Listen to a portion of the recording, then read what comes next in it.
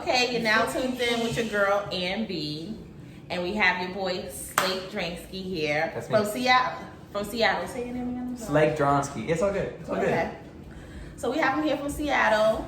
He's here with Young Vodka Productions in NYC. We're in their Airbnb in BK. Yeah. So tell us a little bit about yourself. Well, first of all, shouts to you for rolling through to the Airbnb. Dude, no. You're welcome. Like, fuck the studio. Like, we traveling. We got the tripod and shit. That's crazy. No, I'm stoked to be here. I'm truly stoked to be on. Yeah, I'm from Seattle. I live in Los Angeles. Currently, I've been out there for like a year. And I just do my shit. I mean, the opportunity for me to spread my music from coast to coast is just what I live for. You know, I want to spread the message and spread the music. So, I mean, it's just a dream for me. So how did you get into music? A long road, I suppose. I've been making music, like, seriously since, like, 2016. So I dropped my first mixtape when I was in college. When I was in, like, high school, I wanted to be a motivational speaker. Right. And I was just like, I thought, I saw a couple speakers and I was like, damn, like, this is crazy. Like, they can like change lives through what they say.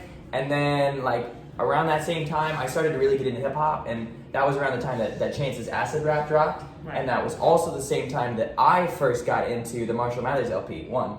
And so I heard that shit at the same time, and I was like fucked up. I was like, you can do this with words? Like, dude, like rappers really be doing this kind of stuff? So, like, I like wanted to do the speaking, but then I like started to hear this like crazy lyricism, and then I just like I spoke at my high school graduation. They asked me to speak at it, and what I wrote just ended up being like real limericky, like Dr. Seussy kind of. Right. And I like delivered that shit. I memorized it. I delivered it to like thousands of people, and they fucked with it. They were just like, this is so cool, and so that gave me the confidence to just. I would just sit in my room and I would just write just bars, like 128 bars, no hook, no chorus.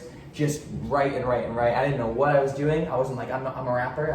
I like to write, you know? Right. I was just doing it. And then eventually people started to see me as somebody who could do that and started to ask me to perform more and do more things. And then I was just like, all right, like, fuck it, you know? Right. Put my head down and just went for it. So being that you wanted to be a motivational speaker, and you were saying that your rap were kind of like Dr. Seussy, Yeah. would you say that when you first got into it, were you doing like actual like shows, or were you doing like something like spoken word or open mic nights? Yeah, it was definitely more spoken word-y. I remember I went to school for college. I went to college for acting. That's what I went to school for. And I was in school, and a couple of my homies, we just started writing a song one night, and in like 8 hours we wrote and recorded this song just on like GarageBand in a dorm room, you know, just busted out a mic. But I remember they asked me, they were like, you're the guy who writes, you should do a verse on this. And there was no Slake Dransky, there was no MC name, so I just wrote this verse that was way more than 16. And I remember thinking, like, it's interesting that they think of me as like a rapper. Like, I didn't see myself as that yet. So freshman in college at this point. And so then I started to like write more, and I remember I dropped a whole mixtape before I played my first show ever. So it was like I was focusing on putting it out and writing and recording it, and then I was just like, all right, world, here it is. Like, this is what I do. Mask off, you know. Like, I'm this dude. I'm going for it. And then I booked my first show. So, and it was in my college town. So I rolled out. I walked on stage for my first show, and I mean, like 50 people, which doesn't seem like a crazy crowd, but for somebody who's never played a show before, 50 people screaming, you know, and they're all my homies. Like, it was huge. It was huge. So I vividly remember my first time performing, and then I would play shows here and there, but mostly open mics, mostly underground hip hop nights. I would take whatever I could get. I just like to perform. Okay, and what's your inspiration? Who inspired you? A few different people. Obviously, I came up on some Chance and Eminem shit, but I'm also from Seattle, so Macklemore was a pretty big influence too. Yes. But I would say Chance and Mac Miller are continually my two greatest continuing influences, both as artists and as people. I just appreciate them wholeheartedly as people. Like Chance, the humanitarian work that he does with social works and giving back to the schools in Chicago, and what he does for his hometown, and also just as like a kind of an A1 guy. And same thing with Mac before he passed. Like, Mac was just such a fun-loving person. I appreciate whole people, you know? It's not like, you're not just like one thing or another thing. The person who can share themselves totally with with people, that's a huge influence. It's also just like the way that Mac wrote his bar structure was really inspiring to me. I also fuck with like Jid. I fuck with Saba. I fuck with fuck heavy with the Chicago rap scene. Okay. Before I moved to LA, I thought I was gonna move to Chicago. I almost went to Chicago for school, but I feel like Chicago is a place that I will live maybe when I'm older. LA felt like more of a young person's place to be for me right now. I got a bunch of friends in LA, but no, I fuck heavy with that Chicago rap scene. I mean, Chance, Taylor, Saba, Alex Wiley, Nick Jenkins. I mean, even Smino, but he's from St. Louis, but Chicago influences. Okay. Mm. And where do you see yourself, let's say maybe 5 years from now in this rap game? Touring. Yeah, I just want to. I will. Like I try to speak my like greatest goals. Just speak them. You know, just put them out there. Some people say that like if you speak what you want to people around you who care about you, they will latch onto that and they will try to help. You know, it's like if somebody's like, hey, I really care about this, and I'm like, I want to help you achieve that.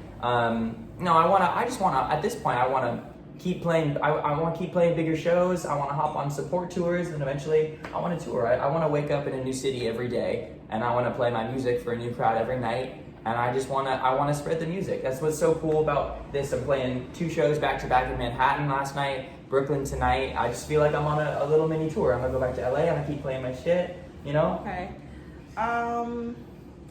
Thinking about like being in a rap game, and you know, a lot of artists nowadays prefer to stay independent. So if you got that shot to sign that paperwork and get a deal, would you rather be an independent artist or just stay independent? Yeah, I'm in no rush to sign any sort of record deal or anything like that. Yeah, I mean, DistroKid exists. Like, I just signed to a management group. Right. And those are people I trust dearly, and even that was big for me. You know, to invite anybody in on this journey, I've done this shit for like just pretty much by myself this whole time. Right. It's obviously a very personal thing to me, because you know I'm writing what I believe in. I'm writing stuff that like is coming from deep within me. So it's not that I'm not open to it. Like Chance and his manager Pat Corcoran, they're always like, take the meeting, you know that you're worth it. Know that you're worth it, and you can shop around that worth. But there's truly no rush. I always say if I ever sign, it would be to somebody like Beautiful Mind Records, John Bellion's record label. Okay. He just started it. There's only one band on there at the time of recording this. Okay. His band is fucking Lawrence, and they're awesome. John Bellion's a huge influence as a person and as an artist. Dreamville obviously is like the GOAT label right now. Like they're just fucking crushing it. I always like to ask the artists that I have on my show this question. If you had the chance to work with 3 artists, who would they be, starting from the one that you want to work with the most to the least you want to work with the most? Oh wow, most to the least. Fuck, that's a hard question. I think thinking realistic. I think I can work with Saba.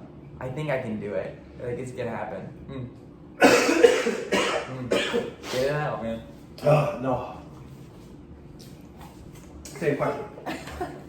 Yeah, go for it. All right, so I'm gonna ask the question again. So if you had the chance to work with three artists, one that you want to work with the most, and the one that you want to work with the least, like it's not really a big deal, but if it happens, it happens. But that number one person.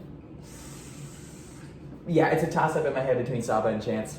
I mean, dreams come true. Either one. I mean, Right. they're just like so fucking talented and such cool guys. Like, if I could open for any one of those dudes, I'd be geeking. I'd be freaking out.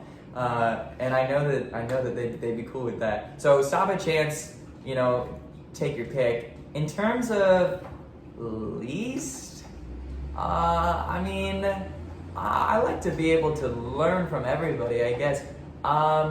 Okay, here's something that I have no stake in whatsoever, but I think would be cool, is working with Drake, you know? Okay. Like, my MC name obviously is Slake Dransky, but my legal name is Drake. And Slake Dransky comes from a flip-flopping of my legal name is Drake Slonsky. So you take the first two sounds of those and you flip them around. Right. That's called a spoonerism. That's why I got the spoon right here. That's why I got a spoon on the hat. That and I want to feed people with my music. This is sort of a double meaning. But so to work with Drake would be just fun for me. We could do like some back-to-back shit, like you got Drake and Drake on the track, or like Drake and Slake. That would be cool. I mean, I also respect Drake as an artist, but I'm not really fucking gunning for working with Drake right now. Right.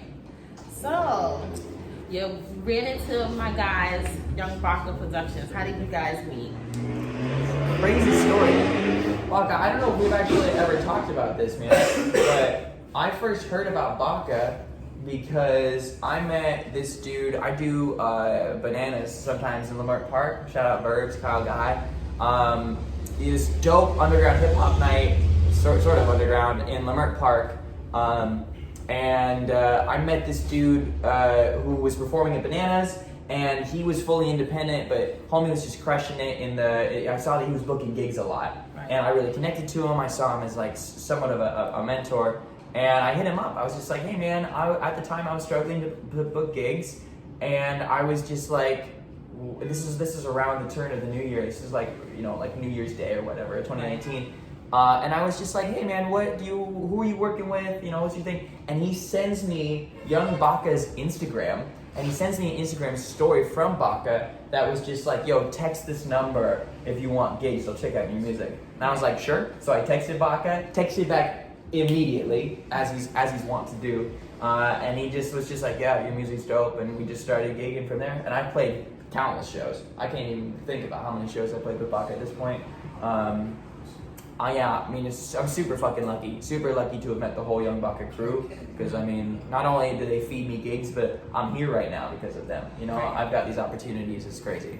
So is this your first time in New York?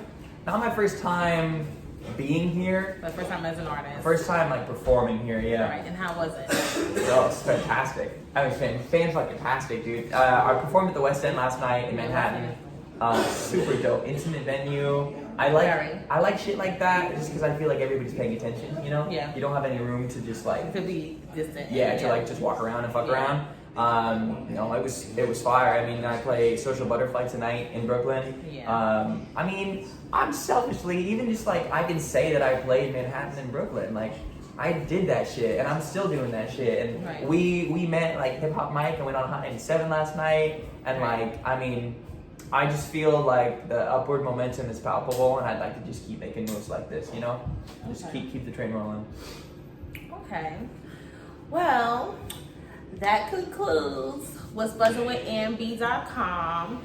And stay tuned, because our boy's going to have some new music. Matter of fact, tell everybody where they can find you at. Yeah. Your music, where's it at? Yeah, I'm everywhere. I'm on Spotify. I'm on every streaming platform. Apple Music, Tidal, YouTube. You can just like Google my name if you want. But my Instagram is at Slake, SLAKE _Dransky, DRANSKY.